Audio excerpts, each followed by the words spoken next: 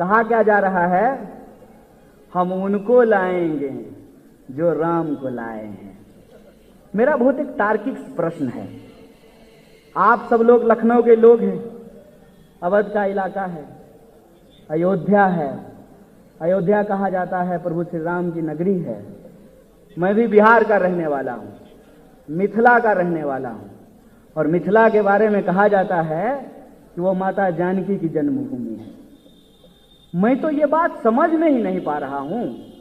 RSS बना 1925 में, रामायण हुआ त्रेता युग में, तो ये राम को कैसे लेकर के आए हैं? इनका इतिहास खराब है, ये इतिहास नहीं पढ़े हैं।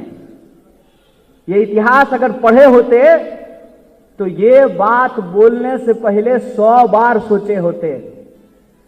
हम राम को लाएंगे कि राम हमको लाएंगे? नाथ संप्रदाय निराकार ब्रह्म को मानने वाला संप्रदाय है, और उसके जो एक योगी हैं वो कहते हैं कि हम मंदिर बना रहे हैं। वो जो परंपरा है दर्शन की, कोई दर्शन का विद्यार्थी अगर मैं गलत दर्शन बोल रहा हूं तो मेरे दर्शन को काट दे। कहता है कि भगवान का निवास भक्त के मन में होता है। भगवान का निवास इस ब्रह्मांड के कण कण में होता है। यह है भारतीयता।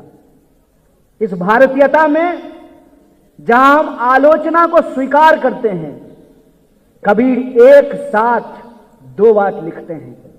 कबीर कहते हैं, कंकर पाथर छारी के माजिद लियो बनाए, तापर मुल्ला बांग दे बहरो हुए खुदाए। उसी वक्त कबीर लिखते हैं कि पाथर पूजे हरी मिले तो मैं पूजूं पहाड़। ये हमारा इतिहास है, ये हमारा धर्म है, ये हमारी संस्कृति है। आप बताइए कि इस इतिहास, धर्म और संस्कृति को आज कौन खंडित करने का प्रयास कर रहा है? हम लोग जो कह रहे हैं कि इस देश के एक एक बेरोजगार को आपको नौकरी देने पड़ेगी, इस देश की एक एक महिला को आपको सुरक्षा देनी पड़ेगी, इस देश के एक एक किसान को उसकी फसल का दाम देना पड़ेगा, इस देश के एक एक मजदूर को उसको न्यूनतम मजदूरी देनी पड़ेगी। यह देश हम सबका है। यह देश जितना हेलीकॉप्टर पर उड़ने वाले लोगों का है, यह देश उतना ही फुटपाथ पर बैठ करके जूता सिलने वालों का है। यह हमारा डिमांड है, यह हमारी लड़ाई है। जो डिवाइड एंड रूल है, वो डिवाइड एंड रूल आज इस देश के अंदर ये डाइवर्ट एंड रूल के फॉर्म में कर रहे हैं। डाइवर्जन क्या होता है? कई बार डाइवर्जन जो है ना, वो पॉजिटिव होता है। पॉजिटिव डाइवर्जन क्या है कि जब सड़क बन रही हो तो लिखा रहता है कि डाइवर्जन अहेड, लेकिन कई बार सड़क जब बन नहीं रही हो ना, सड़क को बेचा जा रहा हो, तब भी एक डाइवर्जन किया जाता है जो दिखता नहीं है, जिसके बारे में लिखा नहीं रहता है डाइवर्जन अहेड। और ये डाइवर्जन क्या है? डाइवर्जन ये है कि जहां हम थे रिवर्स गियर लग गया है। देश कैसा बनाना चाहते हैं, यह सवाल पीछे छूट गया है। देश को हम बचाना चाहते हैं, यह सवाल ज्यादा प्रोमिनेंट होकर के आज हमारे सामने आ गया है। कहते हैं, कहां तो तय था चिरागा हर एक घर के लिए, कहां चिराग मयस्सर नहीं शहर के लिए। कहां तो हमारे देश में आईटी मार्केट बूम कर रहा था, आईटी प्रोफेशनल्स दुनिया में जाकर के बड़ी बड़ी नौकरियां ले रहे थे। कौन सी नई कंपनी भारत में आ रही है, इसकी चर्चा हो रही थी। आप देख लीजिए कि कितने लोग यहां से जा रहे हैं। लगातार जो बाहर की कंपनियां हैं वो अपने संस्थान को भारत में बंद कर रहे हैं। और आपको सुनकर के आश्चर्य होगा, इस बात को याद रखिएगा, विस्थापन के नाम पर, नागरिकता के नाम पर, देश के अंदर सांप्रदायिकता को, नफरत की उन्माद को बढ़ाने की कोशिश की गई। हकीकत सुनकर के आपको आश्चर्य होगा, पिछले सालों में 8 लाख लोगों ने भारतीयों ने भारत की नागरिकता छोड़ दी। यह हमारे लिए चिंता का विषय है। जितना पैसा आज हमारे देश में नहीं आ रहा है, जिसको इन्वेस्टमेंट कहा गया था, उससे ज्यादा पैसा जो है हमारे देश से बाहर जा रहा है। और आप दादा भाई नेहरू जी का वो आर्टिकल पढ़िए, पॉवर्टी इन इंडिया, और पॉवर्टी इन इंडिया में जो मेजर आर्गुमेंट है वो क्या कह रहे हैं नेहरू जी साहब? वो कह रहे हैं कि ये अंग्रेज आए हैं, हमको आपस में लड़ाते हैं और देश की संपत्ति को लंदन पहुंचाते हैं। ठीक वही काम कि ये अंग्रेजों के चापलूस आए हैं, हमको आपस में लड़ाते हैं और देश की संपत्ति को अंबानी और अदानी के खजाने में पहुंचाते हैं। आप अपने आप से ये प्रश्न पूछ करके हमको बताइए कि जब लाखों पद रिक्त हैं, 38,000 पोस्ट प्राइमरी टीचर का रिक्त है, आंगनबाड़ी का 20,000 पोस्ट रिक्त है, कोई डिपार्टमेंट ऐसा नहीं है जहां पर रिक्तियां नहीं हैं, तो क्या नौजवानों को नौकरी नहीं दी जा सकती है? नौजवानों को नहीं मिलेगी नौकरी, अमित शाह का बेटा बनेगा बीसीसीआई का सेक्रेटरी। कह क्या रहे हैं कि नहीं भाई, ग्रुप डी की नौकरी करने के लिए 2 परीक्षा लेंगे। बहुत बढ़िया बात। बीसीसीआई का सेक्रेटरी बनने के लिए क्या को परीक्षा लिए थे? कहां चला गया मेरिट का लॉजिक? सरकार ने कहा है कि हम लेटरल एंट्री करेंगे। लेटरल एंट्री मतलब समझते हैं क्या होता है? लेटरल एंट्री मतलब होता है जैसे हम यहां से चल करके ऐसे आए मंच पर, लेटरल एंट्री का मतलब होता है कि नहीं, ऐसे हम चल करके नहीं आएंगे। दूल्हा दुल्हन आजकल जो फैंसी शादी होता है, उस सीधे मंच पर अवतरित होते हैं, उसी को कहते हैं लेटरल एंट्री। दूल्हा दुल्हन सामने से चल करके नहीं आएगा, छत फट जाएगा, दीवार फट जाएगी, धरती फट जाएगा, उससे दूल्हा दुल्हन निकलते हैं। लेटरल एंट्री का मतलब यह होता है कि आपके जो डीएम और एसपी साहब हैं ना, उनको परीक्षा देने का जरूरत नहीं है। सरकार किसी भी इंसान का प्रोफेशनल असेसमेंट करके किसी को भी एसपी और डीएम बना सकती है। पूछिएगा अपने भाजपा के प्रिय दोस्तों को, क्या यार क्या हाल है? देश में लेटरल एंट्री हो रहा है। देश में पहले भी लेटरल एंट्री हो रहा था। जब बीसीसीआई का सेक्रेटरी बनने का मौका मिला तो तुम बीसीसीआई का सेक्रेटरी बने कि जैसा अमित शाह बना, अमित शाह का बेटा जैसा बना? जरा सोच के बताना। और कल को अगर एसपी डीएम बनने में भी लेटरल एंट्री हो जाएगा तो आपको क्या लगता है कि हमारे और आपके घर के बच्चे एसपी और डीएम बनेंगे?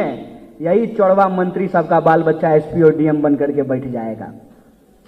एसपी और डीएम बनने के लिए लेटरल एंट्री, आज लाइन पर झाड़ू मारने के लिए 3 गो परीक्षा। हाय रे मेरिट। सोच के बताइए इसके बारे में। कोई ऐसा एग्जाम नहीं है जिसका बहाली टाइम पे होता है। पहले तो वैकेंसी नहीं आएगी, वैकेंसी अगर आ गया तो जो है परीक्षा नहीं होगा समय पे।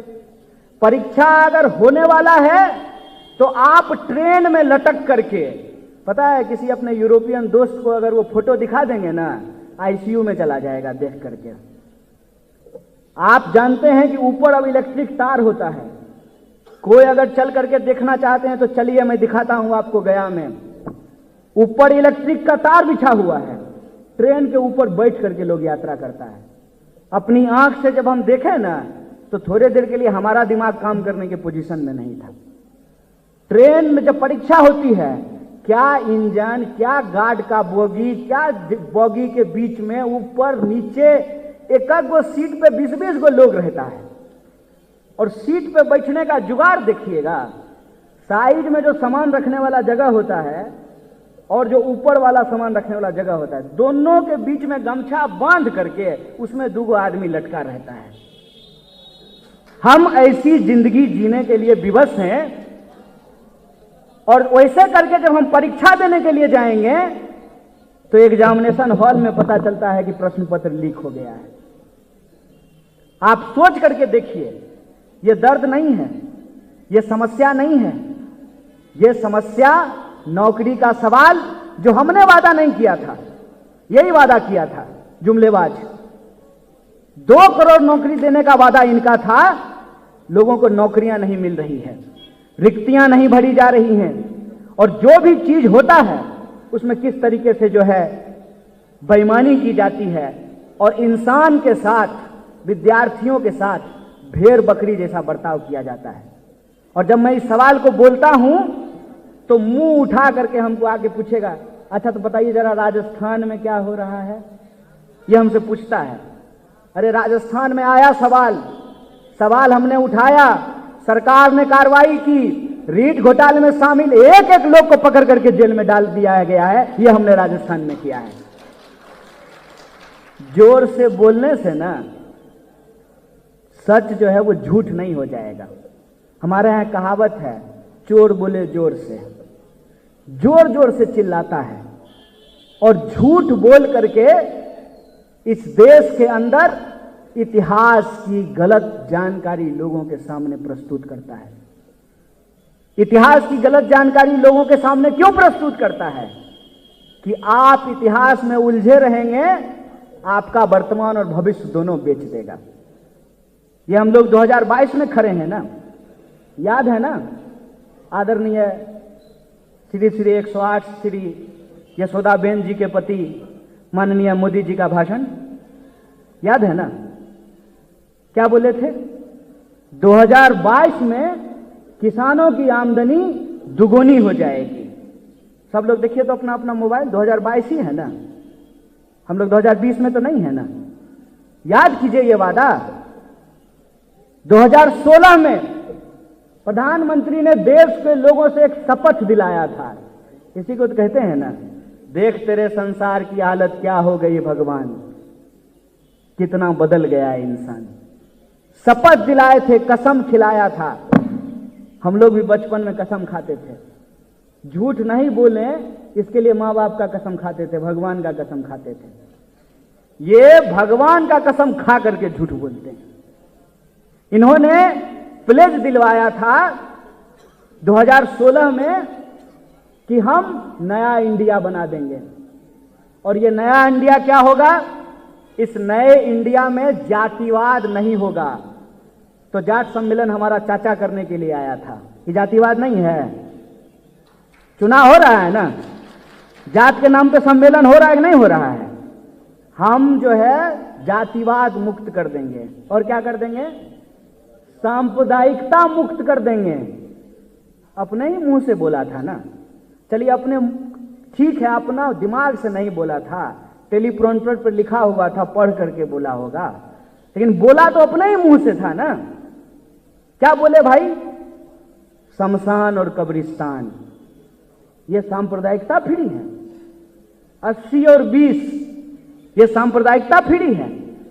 क्या कहे थे? देश से गरीबी समाप्त कर देंगे। अभी कोरोना का समय बीता है ना, कौन लोग था? 1,000 किलोमीटर लोग गए हैं पैदल चल करके, और आपके इसी लखनऊ हाईवे से लोग गए हैं। मैं कई NSY और यूथ कांग्रेस के लड़कों को जानता हूं जो उस वक्त चप्पल बांट रहे थे, पानी बांट रहे थे। कहां थी सरकार? कहां चली गई थी सरकार?